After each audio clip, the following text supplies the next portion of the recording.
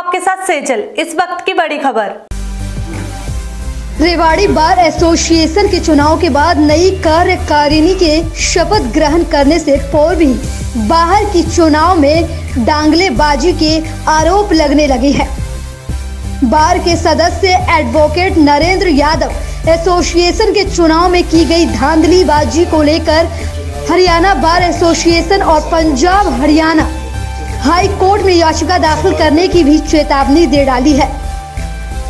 अनियमितता की बातें आ रही हैं, इस पे आपकी क्या प्रतिक्रिया? इस बारे में मेरा ये कहना है कि हमारी बार में हमेशा से ही हमारे सभी वकील भाइयों ने बड़े स्वादपूर्ण तरीके से हमेशा चुनाव लड़ा है। कभी कोई डिस्प्यूट किसी प्रकार का नहीं हुआ हमारी बार में। लेकिन हमारी जो ये पिछली कार्यकारिणी ने इस बार बहुत भारी धांधलेबाजी की है। जो 30 वोट जो नई बन के आई हैं वो वोट प्रोसीजर के खिलाफ बन के आई हैं। जो हमारी बार काउंसिल ने वोट बनवाने का एक प्रोसीजर फिक्स किया हुआ है कि प्रत्येक मतदाता जो बार का मतदाता है वो एक तय लिमिट होती है, उसमें उसने अपना एक एफिडेविट फाइल करना होता है। उस एफिडेविट का परफॉर्मा भी बाकायदा bar council of Punjab Haryana ने जारी किया हुआ है। जब सीनियर से सीनियर एडवोकेट और जूनियर सबको ये एफिडेविट भर के देना होता है। हमारे यहाँ कमेटी बनी हुई है वोट बनाने के लिए हरिवाड़ी बार में, उसके 3 सदस्य हैं और सभी मतदाताओं को ये एफिडेविट व्यक्तिगत तौर पे उनको जाके देना पड़ता है। उसके बाद हमारी वोट बनती हैं। बार काउंसिल ऑफ इंडिया ने 28/10/2020 को पूरे ऑल ओवर इंडिया में लेटर जारी किया है कि जिन भी बार काउंसिलों में चुनाव होने हैं, बार एसोसिएशन में चुनाव हो रहे हैं, वो पूरे हिंदुस्तान के बार एसोसिएशन को उन्होंने चिट्ठी भेजी है कि वो अपने सभी जो मतदाता रह गए हैं जिन्होंने चुनाव पास नहीं किया है, कोविड के कारण चुनाव वो एग्ज़ाम नहीं है उसका, तो जो नए बच्चे एनरोल हुए हैं ताकि उनका वोटिंग राइट भी बना रहे तो उनको अलाउ किया है और चुनाव से 48 घंटे पहले वोट बनवाने के लिए इजाज़त दी थी। लेकिन हमारी जो कार्यकारिणी, जो पिछली कार्यकारिणी थी, उसने इस लेटर को, बार काउंसिल ऑफ इंडिया के लेटर को जो उन्होंने सभी बार एसोसिएशन को भेजा है, छुपाए रखा। बार में कहीं सर्कुलेट नहीं करवाया, ना नोटिस बोर्ड पे डाला। जबकि हमारे पिछले कार्यकारिणी के पास सभी वकीलों के नंबर थे, उनके पास कोई मैसेज नहीं किया कि जो रह गए वो अपनी वोट बनवा लो और एफिडेविट वगैरह सब फाइल करो। उन्होंने अपनी मन मर्जी से जो 30 उनके मतदाता थे उनका नाम बार काउंसिल में भेज दिया कि इन लोगों की वोट बना दो। तो बार काउंसिल ने उनकी वोट बना दी। उस लेटर में बार काउंसिल ने स्पष्ट रूप से लिखा हुआ है कि इन्होंने सारी फॉर्मेलिटीज़ पूरी की हुई हैं, एफिडेविट वगैरह ईच एंड एवरीथिंग इन्होंने सबमिट किया है। जबकि हकीकत में ऐसा नहीं है, कोई एफिडेविट नहीं सबमिट किया हुआ, किसी ने कुछ नहीं दिया। इन्होंने अपनी मनमर्जी से वोट बनवा दी और वो 6 तारीख को ही पता लगा जब वोट वाले दिन कि 30 वोटें नई बन के आ गई हैं। इन्होंने ये प्रचार कर दिया कि ये 30 वोटें हमने बनवाई हैं। इस पर कोई आगामी कार्रवाई या इस पर हम आगामी कार्रवाई ये कर रहे हैं कि हम bar council Punjab and Haryana chairman को रिप्रेजेंटेशन दे रहे हैं कि ये जो 30 वोटें इन्होंने बनवाई हैं पिछली कार्यकारिणी ने, ये प्रोसीजर के खिलाफ बनवाई हैं, प्रोसीजर को पूरा करते नहीं बनवाई। इसलिए इस चुनाव को रद्द करके अडॉक कमेटी का गठन किया जाए और अडॉक कमेटी की निगरानी में 1 महीने के अंदर अंदर दोबारा चुनाव किया जाए, जैसा कि हमारे जो रूल्स बने हुए 2015 के चुनाव के बार काउंसिल के, उन रूल्स के मुताबिक हम आगामी कार्रवाई करेंगे। अब आप प्रेजेंटेशन देंगे? हम कल ही इस बारे में प्रेजेंटेशन, हम और भी सामग्री एकत्रित कर रहे हैं, वो होते ही हम कल या परसों में ये कार्रवाई कर देंगे। उसके बाद उनका जैसा होगा फैसला आएगा, उसके आगामी कार्रवाई करेंगे उस फैसले के हिसाब से। अगर वो ये अपना प्रभाव का इस्तेमाल करके फैसले को दबाने की कोशिश करेंगे तो हम माननीय पंजाब हरियाणा उच्च न्यायालय में भी रिट पिटीशन दायर करेंगे, ताकि आगे भविष्य में इस तरह की गतिविधियां करने का कोई दुस्साहस ना करे, वकीलों के साथ खिलवाड़ ना करे। एडवोकेट नरेंद्र यादव ने बताया है कि इस बार चुनाव में जोड़े गए हैं उनमें वोट बनाने की प्रक्रिया में अनियमितताएं बरती गई है। वहीं रेवाड़ी बार के चुनाव में चुनाव अधिकारी के रूप में नियुक्त एडवोकेट अश्वनी तिवारी का कहना है कि सब कुछ हरियाणा बार एसोसिएशन के दिशा निर्देशों और नियमों के मुताबिक हो रहा है। आपके चुनाव पर कुछ आपके ही साथियों ने कुछ सवाल खड़े किए हैं, इससे संबंधित हम आपसे कुछ सवाल करने आए हैं कि 30 वोट जो है चुनाव में एक रात पहले जोड़ दिए गए, जो चुनाव से मीडिया में जो वोटें डिक्लेयर की गई थी 1573, चुनाव हुए 1603 पर, इसमें ये जो गैप आया, क्या ये जो नए जो वोट जुड़े हैं लीगल तरीके से सही है या गलत है? देखिए, बार एसोसिएशन जो चुनाव कराती है ना, वो bar council of Punjab and Haryana Chandigarh के डायरेक्शंस पे कराती है।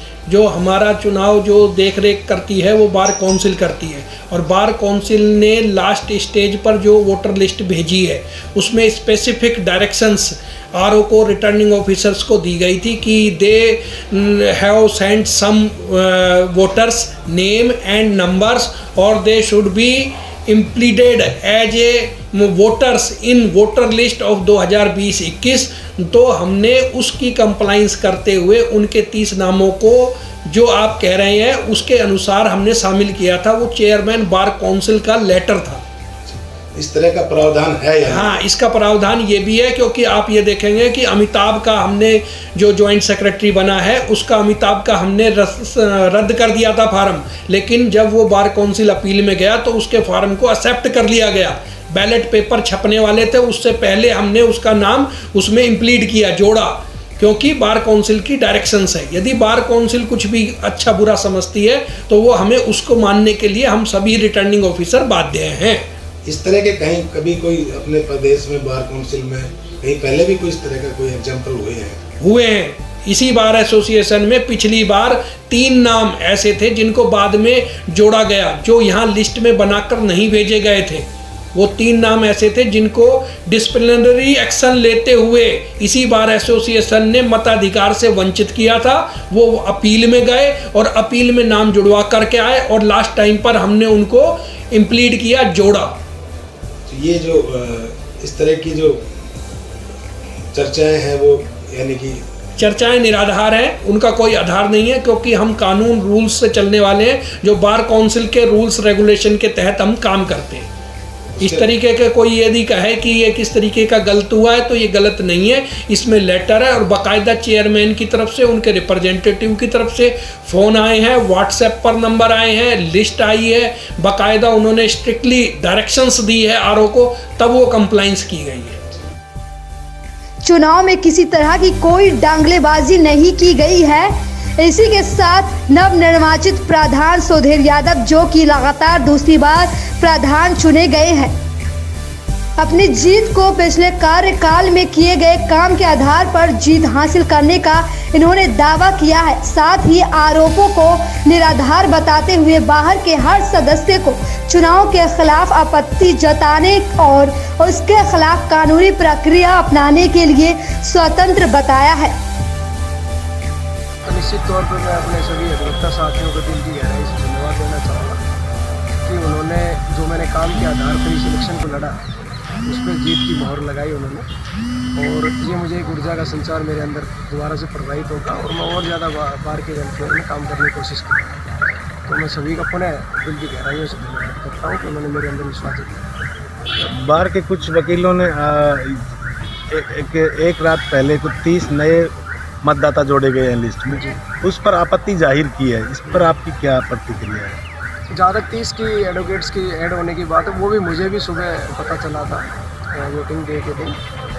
तो कुछ नए अधिवक्ता हैं, उन्होंने बार काउंसिल को अप्रोच किया था कि उन्हें भी वोटिंग राइट मिलना चाहिए। उनका स्टैंड ये था कि भी 2020-21 के लिए इलेक्शन है, ना कि 2019-20 के लिए इलेक्शन है, और हम इसमें एनरोल्ड हो चुके हैं तो हमारे को भी वोटिंग राइट मिलना चाहिए। Bar council of Punjab Haryana ने उसको कंसिडर किया, उनके वोटिंग राइट दिया। यहाँ पे जो आरओ टीम थी उनको उन्होंने एक्सेप्ट कर लिया। तो यही एक मामला है और इसके अलावा कुछ नहीं। इस तरह का पहले भी कभी कोई एग्जाम्पल आए हैं? बहुत सारी बार के अंदर मैंने अभी जो पता चला है कि और भी बार के अंदर जो भी हमारे हरियाणा पंजाब चंडीगढ़ में है, तो उनमें भी इस तरह के कुछ एडवोकेट्स जो नए अधिवक्ता थे जिन्होंने अप्रोच किया, उनको राइट दिया है बार काउंसिल। और भी एक अधिवक्ता ने इसको उच्च न्यायालय में चैलेंज करने के लिए भी बात कही है। देखिए, ये अपना अपना राइट है।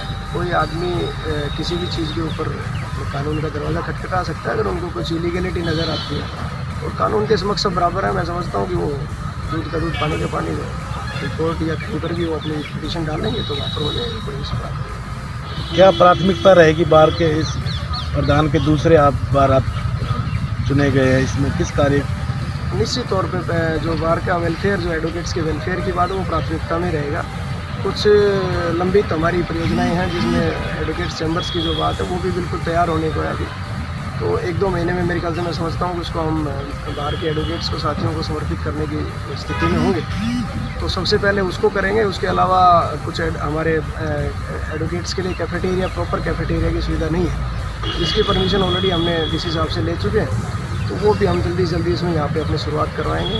डिस्पेंसरी की व्यवस्था, जो परमानेंट डिस्पेंसरी की व्यवस्था, जिसमें डॉक्टर कुछ चाहे वो वीक में 1-2 दिन ही बैठे, तो वो एक व्यवस्था भी हम, ताकि उसमें ओपीडी व्यवस्था जो हमारी यहाँ पे स्टार्ट हो जाए, अधिवक्ताओं को ऑन डोर सुविधा मेडिकल की होनी चाहिए। तो ये हमारी प्राथमिकता का रहेगा। और भी इसके अलावा कुछ भी वेलफेयर, चाहे पार्किंग की है कोई व्यवस्था है, तो इसको भी थोड़ा और भी ज़्यादा व्यवस्थित करेंगे, जो पिछले साल नहीं हो पाई। अधिवक्ता साथियों की जहाँ तक बात है, तो उसमें नए अधिवक्ताओं के लिए कुछ ट्रेनिंग प्रोग्राम्स हमने पिछले साल प्लान किए थे, जिसको किसी समय की वजह से या बीच में कोविड की वजह से प्रॉपर उसको अमली जामा नहीं पहना पाए।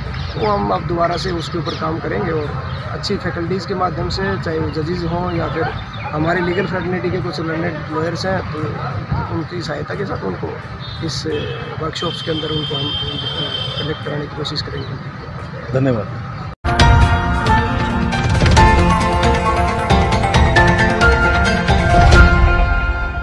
नमस्कार, स्वागत है आपका टी न्यूज में। मैं हूं आपके साथ सेजल। इस वक्त की बड़ी खबर।